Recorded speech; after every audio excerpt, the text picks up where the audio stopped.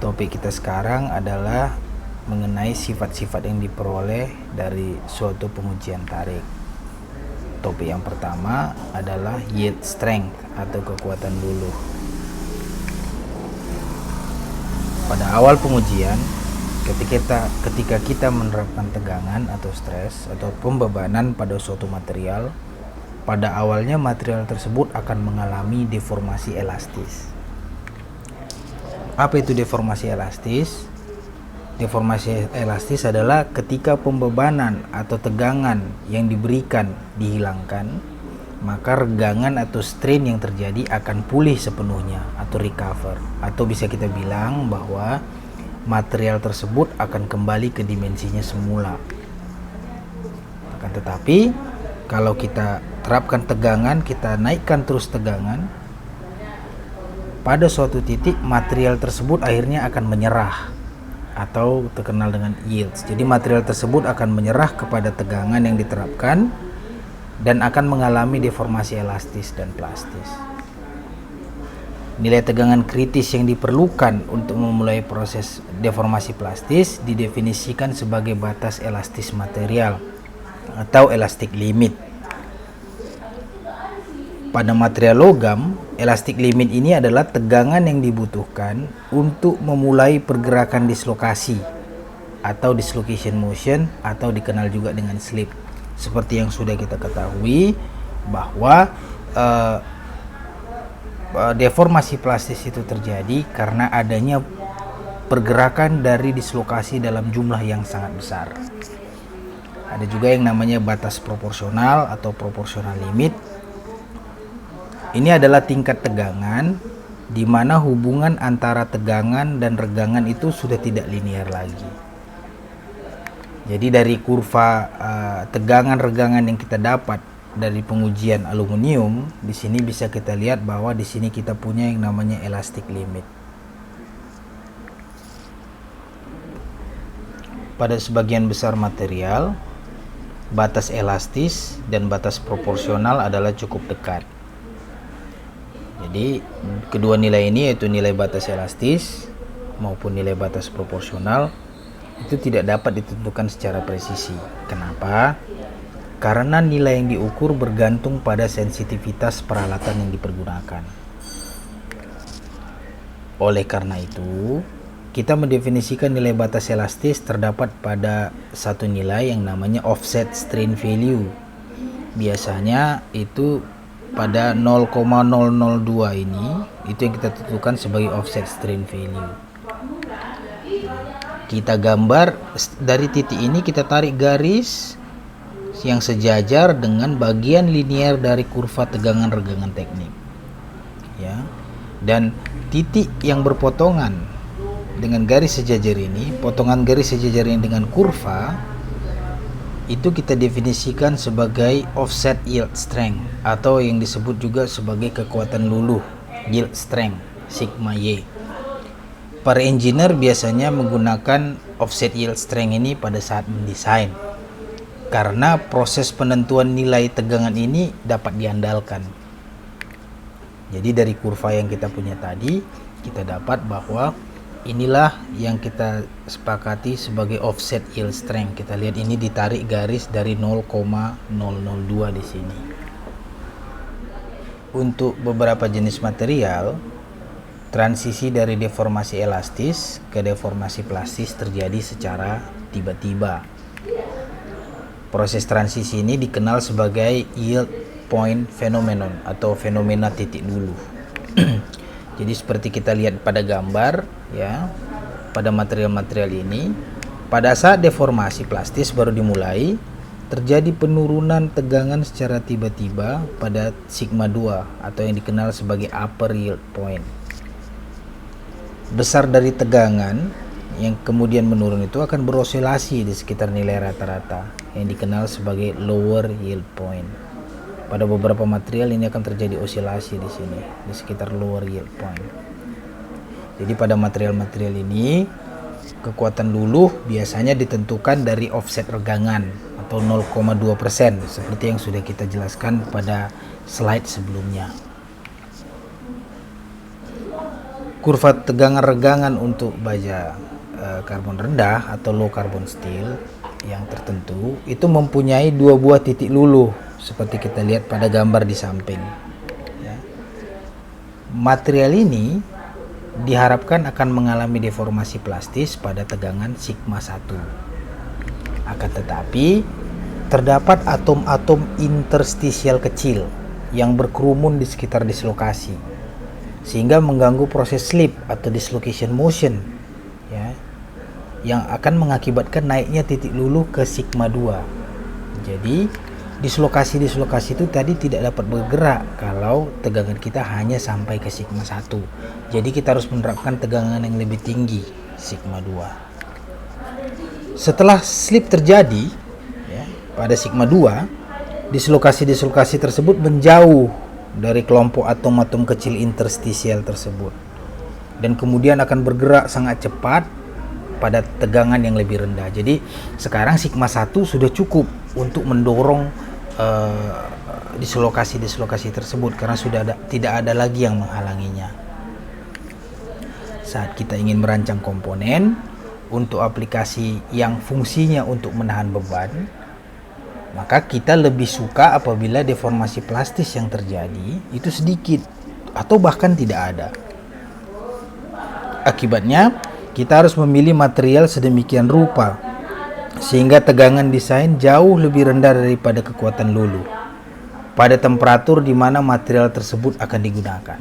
Atau sebagai alternatif, kita juga dapat mendesain komponen dengan penampang yang lebih besar sehingga gaya yang diterapkan menghasilkan tegangan yang jauh di bawah kekuatan luluh ya, karena kita tahu kan sigma sama dengan F per A. Kalau penampangnya lebih besar maka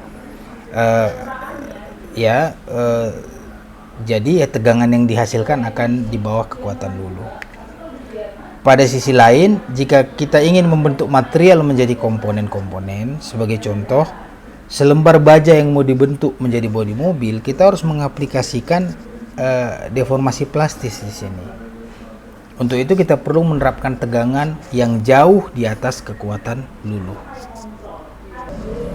Sifat berikut yang diperoleh dari uji tarik adalah kekuatan tarik atau tensile strength. Pada saat gaya maksimum diterapkan, maka tegangan yang diperoleh adalah kekuatan tarik atau tensile strength. Ini merupakan tegangan maksimum pada kurva tegangan regangan teknik. Seperti kita lihat pada titik ini adalah titik maksimum di kurva stress strain ini. Tensile strength ini juga dikenal sebagai kekuatan tarik ultimate atau ultimate tensile strength. Pada banyak material yang bersifat ulet atau ductile, deformasi yang seragam tidak bisa selalu dipertahankan selama proses pembebanan.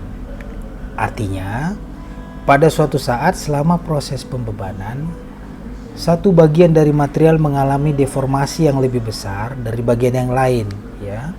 Kalau kita lihat di sini terjadi penurunan lokal yang besar pada penampang.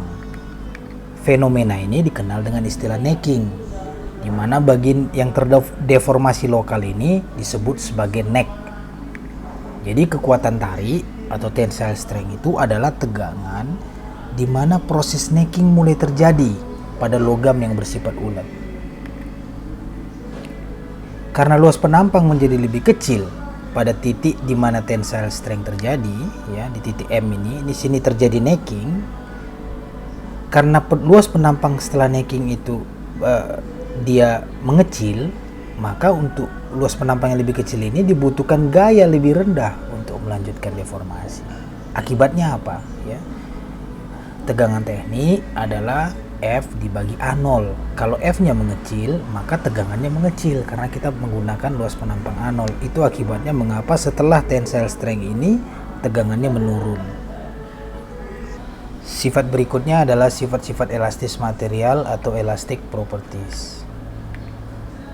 Modulus elastisitas atau modulus yang E adalah kemiringan atau slope dari kurva tegangan regangan pada daerah elastisnya. Hubungan antara tegangan dan regangan pada wilayah elastis ini dikenal sebagai hukum Hooke atau Hooke's law yang diberikan oleh rumus E sama dengan sigma dibagi epsilon. Modulus elastisitas atau E dari suatu material terkait dengan kemiringan dari kurva gaya force terhadap jarak interatomik atau interatomic distance, ya. Force sama interatomic distance. Kemiringan yang curam atau kemiringan ini kita lihat garis yang biru ini, ya, kemiringan ini berkorelasi dengan energi ikatan yang lebih tinggi dan titik lebur yang lebih tinggi.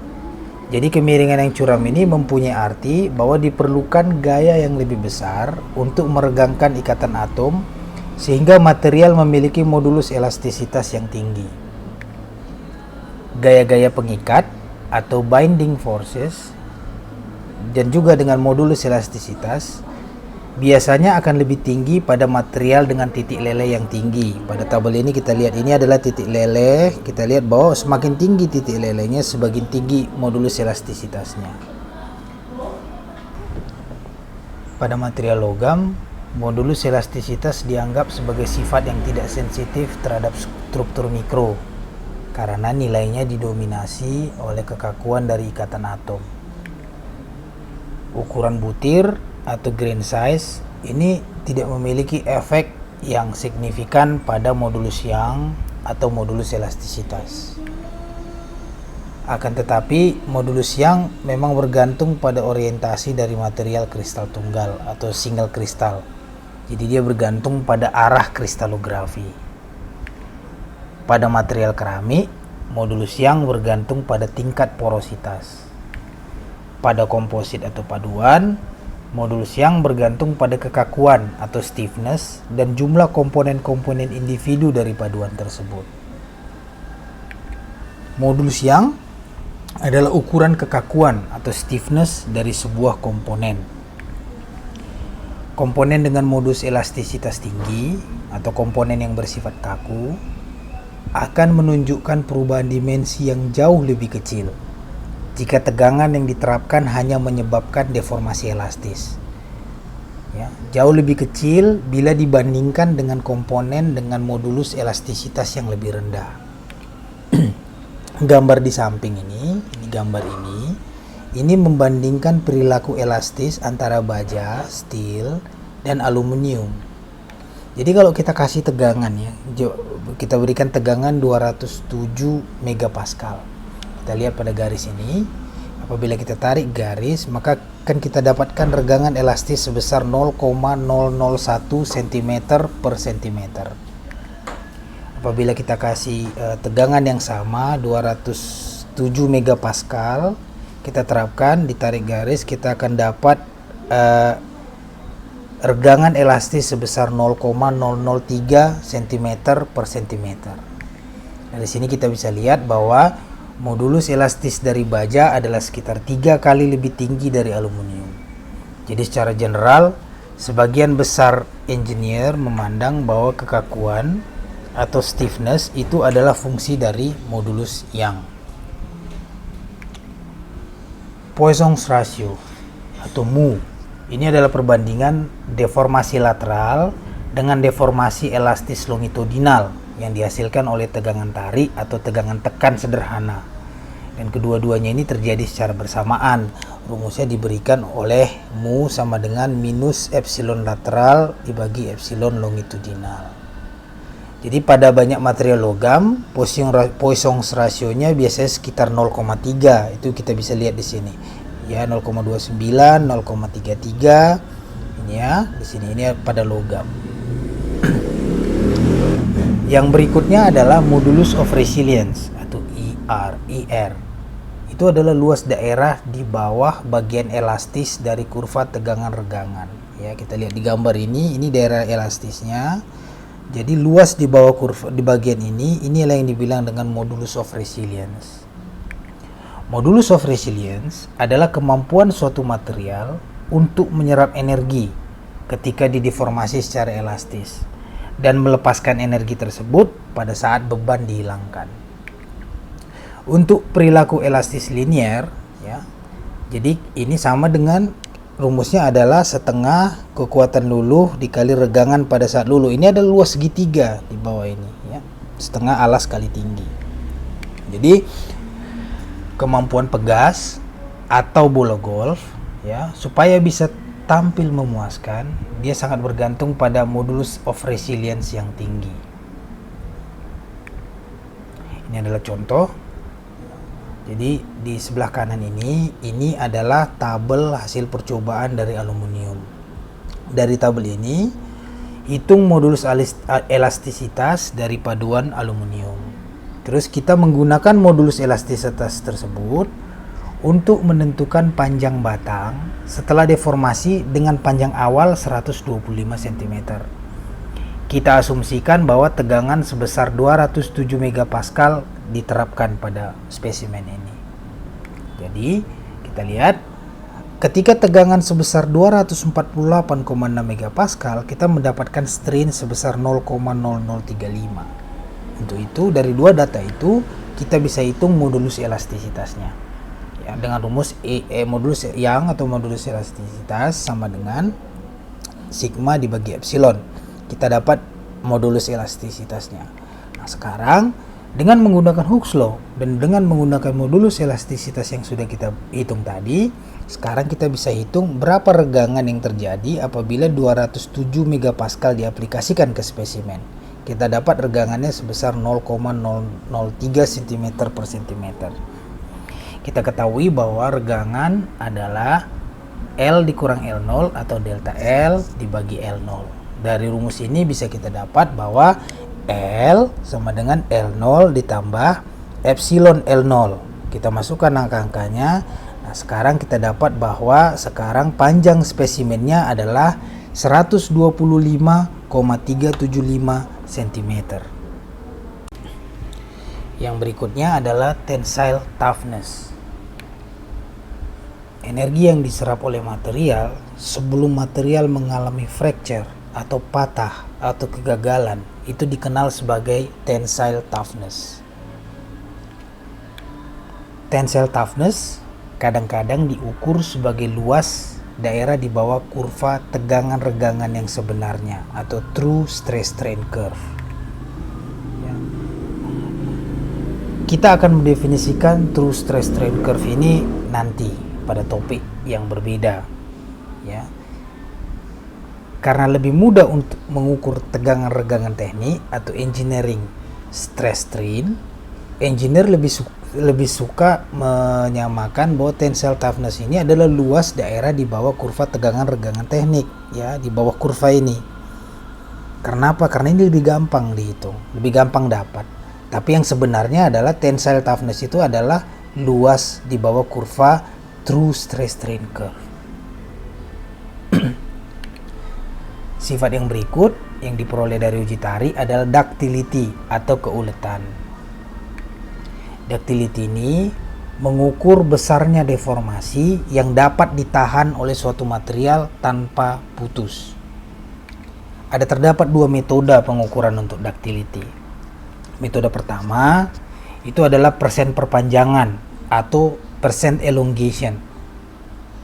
Ini menggambarkan deformasi plastis permanen sebelum terjadi kegagalan dengan cara mengukur jarak antara tanda pengukur pada spesimen sebelum dan sesudah pengujian. Jadi pada proses ini ada sebagian deformasi elastis yang recovered atau pulih setelah patah. Ini deformasi elastis yang recovered atau pulih ini tidak diperhitungkan. Regangan setelah kegagalan, setelah fracture, itu lebih kecil daripada regangan pada titik putus pada saat dia fracture.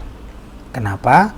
Karena regangan elastis yang recovered ada regangan elastis yang pulih ketika beban dihilangkan. Percent elongation ini dituliskan dalam rumus ini, ya, LF kurang L0 dibagi L0 kali 100. LF itu adalah jarak dari tanda pengukur pada spesimen setelah spesimen rusak. Metode kedua itu dengan mengukur persen perubahan luas dari penampang spesimen sesaat dan sesudah pengujian. Jadi rumusnya diberikan persen reduction ini dalam bentuk ini, ya, A0 dikurang AF dibagi A0 dikali 100, di mana AF adalah luas penampang final dari permukaan patah setelah spesimen mengalami kegagalan atau spesimennya patah. Jadi ductility ini sangat penting untuk proses-proses yang memanfaatkan proses deformasi, ya. Seperti apa? Seperti perancangan komponen-komponen yang didesain untuk menahan beban, atau juga untuk proses manufacturing dari komponen. Contohnya, ya, jadi ada spesimen. Ini spesimennya sama dengan yang contoh-contoh kita sebelumnya. Jadi ini adalah terdiri dari paduan aluminium, panjang awalnya 5 cm dan diameter awalnya 1,263 cm. Data-data hasil pengujian tariknya ini adalah diberikan pada tabel ini. Setelah diuji, panjang akhirnya setelah mengalami kegagalan itu adalah 5,488 cm, ya. Dan diameter akhir pada permukaan yang patah sebesar 0,995 cm. Sekarang kita harus menghitung ductility atau keuletan dari paduan ini. Jadi dari situ, dari rumus percent of elongation yang kita dapat tadi, kita masukkan ke rumus ini. Kita masukkan poinnya, ya. Awal panjangnya 5, setelah dia patah panjangnya 5,488, kita dapat percent of elongationnya adalah 9,76%. Kalau percent reduction in area, ya, kita masukkan diameter awalnya 1,263, setelah mengalami necking dan patah, dia permukaan penampangnya jadi 0,995. Maka reduction in area-nya itu, ya, penurunan luas penampangnya itu adalah 37,9%. Jadi perhatikan di sini bahwa tepat pada saat dia patah, fracture, kita lihat bahwa terjadi pertambahan panjang 0,5125. Akibatnya seharusnya panjangnya itu ada 5 ditambah 0,5125, 5,5125. Tapi setelah patah diukur ternyata panjangnya adalah 5,488. Berbeda dan lebih kecil. Kenapa? Hal ini terjadi karena setelah patah, sebagian dari regangan elastis itu mengalami pemulihan atau recover. Itu akan kita jelaskan sedikit nanti. Ya. Dan yang terakhir dari sifat-sifat yang diperoleh dari pengujian tarik adalah pengaruh temperatur. Sifat-sifat mekanik dari material bergantung pada temperaturnya. Kekuatan luluh, yield strength. Kita bisa lihat di gambar ini, yield strength. Kekuatan tarik, tensile strength, dan modulus of elastisitas, ya. Ini begitu temperaturnya naik, dia menurun, mengecil. Sementara ductility-nya dia mengalami keuletannya meningkat begitu temperaturnya naik. Jadi pihak fabrikasi material, mereka yang ingin mendeformasi material, dia akan mendeformasi material pada temperatur tinggi. Ini kita kenal dengan pengerjaan panas istilahnya. Kenapa? Karena pada temperatur tinggi, material itu memiliki keuletan yang tinggi dan dibutuhkan tegangan yang tidak terlalu besar untuk mendeformasi material ini pada saat temperaturnya tinggi. Ya. Ketika temperatur berkurang, banyak jenis logam, paduan atau alloy, polimer, dia mempunyai sifat menjadi getas atau brittle. Ya. Nah, di sini kita harus sedikit hati-hati untuk menggunakan istilah temperatur tinggi. Kenapa? Temperatur tinggi itu didefinisikan relatif terhadap temperatur leleh dari material. Ya. Oleh karena itu, karena terkait dengan temperatur leleh, 500 derajat Celcius itu tinggi untuk paduan aluminium. Tapi untuk proses pemrosesan baja, ini adalah merupakan temperatur yang relatif rendah. Peningkatan temperatur juga mempunyai peran penting dalam pemrosesan material polimer. Dalam banyak operasi pemrosesan polimer, ya, contohnya adalah proses ekstrusi. Peningkatan ductility dari polimer atau keuletan dari polimer pada temperatur lebih tinggi itu menguntungkan. Di sini juga istilah temperatur tinggi itu juga harus kita definisikan. pada polimer, temperatur tinggi itu didefinisikan bahwa temperaturnya itu lebih tinggi dari glass transition temperature atau TG. Apa itu? Jadi kalau kita udah tahu nilai TG, pada temperatur lebih kecil dari TG, polimer bersifat getas atau brittle. Pada saat temperatur lebih besar dari TG, glass transition temperature, maka polimer bersifat ulet atau ductile. Banyak bahan polimer akan menjadi lebih keras dan lebih getas karena terpapar pada temperatur di bawah TG, ya. Jadi terjadi kehilangan ductility atau keuletan. Ini terjadi contohnya seperti yang pernah kita jelaskan dulu, bahwa hilangnya ductility mempunyai peran dalam kegagalan dari kapal Titanic atau kegagalan dari pesawat ulang-alik Challenger. Di sini kita akan menjelaskan sedikit mengenai true stress and true strain dan true strain, ya, atau tegangan sebenarnya dan regangan sebenarnya. Ini sudah sedikit kita singgung tadi pada slide sebelumnya, ya. Dari gambar ini kita bisa lihat setelah tensile strength terjadi penurunan tegangan teknik di sini. Ini terkait dengan definisi dari tegangan teknik tersebut. Penurunan tegangan tersebut terjadi karena kita menggunakan luas permukaan awal, A0 dalam perhitungan. Tapi pada kenyataannya, perhitungannya tidak presisi. Karena luas daerah yang sebenarnya terjadi itu terus-menerus berubah selama proses pengujian. Oleh karena itu, kita definisikan tegangan yang sebenarnya terjadi, true stress, itu adalah dalam bentuk sigma T sama dengan F dibagi A. Jadi bukan A0 lagi di sini. A adalah luas daerah yang aktual ketika gaya F diterapkan. Berarti selain true stress, kita juga punya yang namanya true strain. True strain itu diberikan oleh logaritma natural dari L dibagi L0.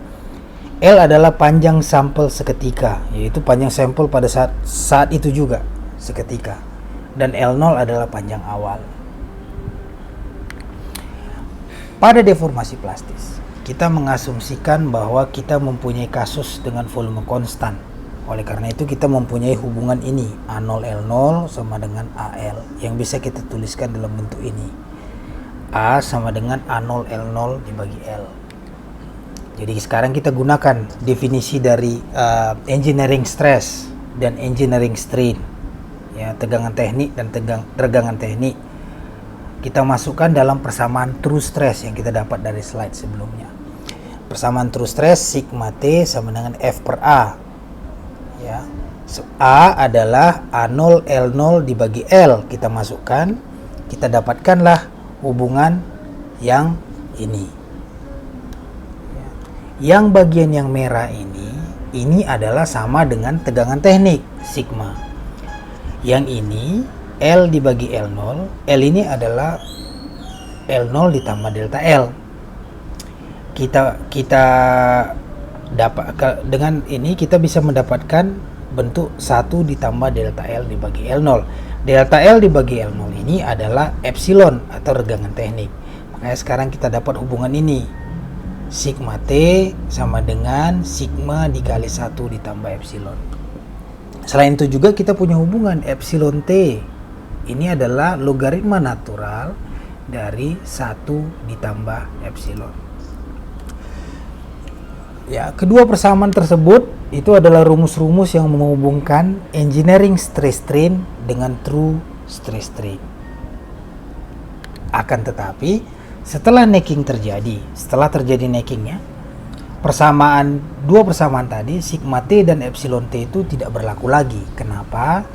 Karena distribusi dari regangan tidak lagi seragam sepanjang spesimen, ya, terjadi necking soalnya.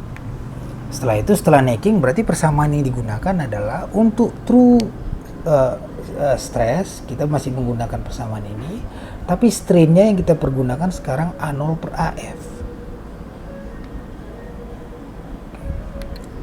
Gambar ini bisa menunjukkan inilah perbandingan antara kurva engineering stress strain atau tegangan regangan teknik dengan true stress strain.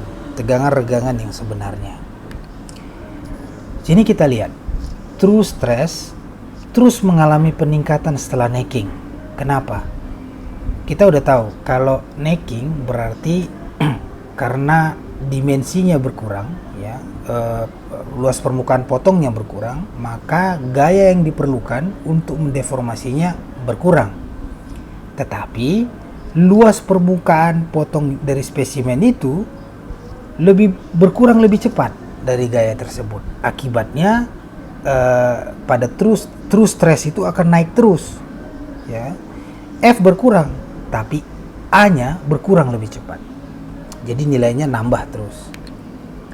Untuk aplikasi struktural, ya kita sering tidak memerlukan true stress strain ini. Kenapa? Kita lihat ya, perbedaan yang signifikan antara kedua kurva, ya, antara kurva engineering stress strain dan true stress strain itu terjadi pada saat necking sudah dimulai. Kita harus ingat, kalau sudah terjadi necking, komponen kita itu sudah sangat terdeformasi. Jadi kita nggak butuh lagi dia, sudah rusak komponen kita. Dia tidak lagi memenuhi tujuan penggunaannya. Kita bisa lihat di contoh ini. Kita punya spesimen yang sama dengan contoh sebelumnya. Panjang awalnya 5 cm, diameter awalnya 1,263 cm, dan juga kita punya data-data uji tarik yang sama. Sekarang tugas kita adalah membandingkan engineering stress strain dan true stress strain dari paduan aluminium ini pada beban maksimum load. Ya, di sini kita dapati diameternya 1,243, atau pada saat dia patah, diameternya pada saat dia patah adalah 0,995. Ya.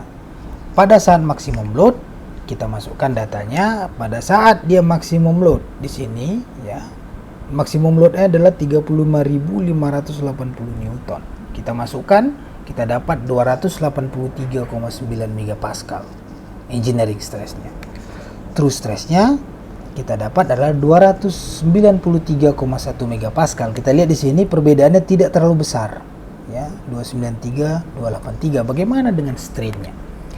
Engineering strainnya adalah 0,06, true strainnya adalah 0,058. Jadi pada saat maksimum load, engineering stress dan true stress tidak terlalu jauh berbeda. Engineering strain dan true strain tidak jauh berbeda juga. Bagaimana pada saat patah? Pada saat patah, engineering stressnya adalah pada saat patah, datanya kita ambil dari yang terakhir ini ya. Kita dapat 269,7 megapascal.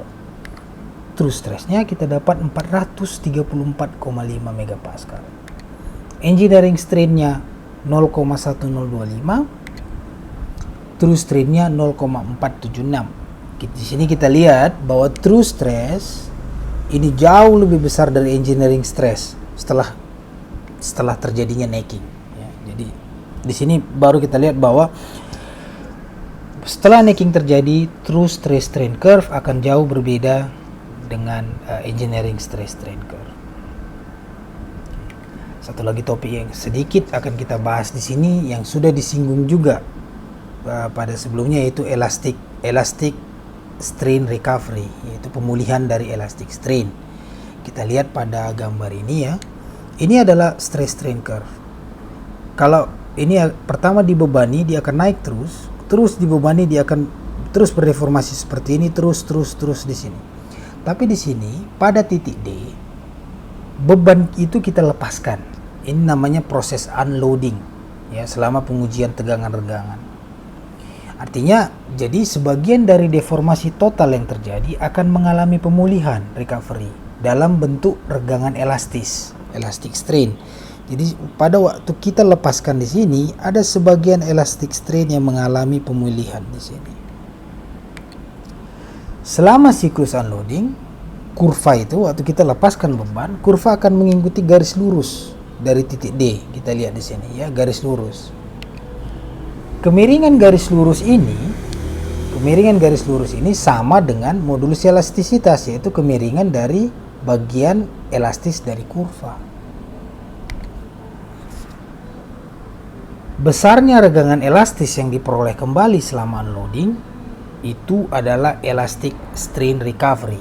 Ya, inilah yang bisa kita pulihkan, bisa kita dapat lagi, elastic strain recovery. Nah, kalau setelah kita pulihkan, ya, ingat, setelah kita pulihkan, spesimen kita ini sudah mengalami deformasi plastis.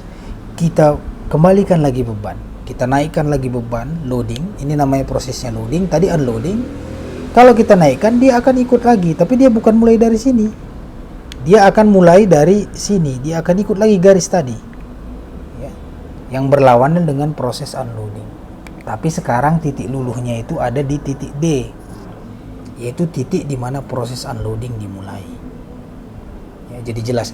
Jadi seperti yang sudah kita katakan tadi, pada saat patah, fracture, ya, tadi di contoh soal kita lihat, terjadi pemulihan regangan elastis atau elastic strain recovery, ya. Pada contoh kita lihat, pada saat patah, panjang spesimennya lebih besar dengan pada saat setelah patah. Itu terjadi kenapa? Karena adanya elastic strain recovery.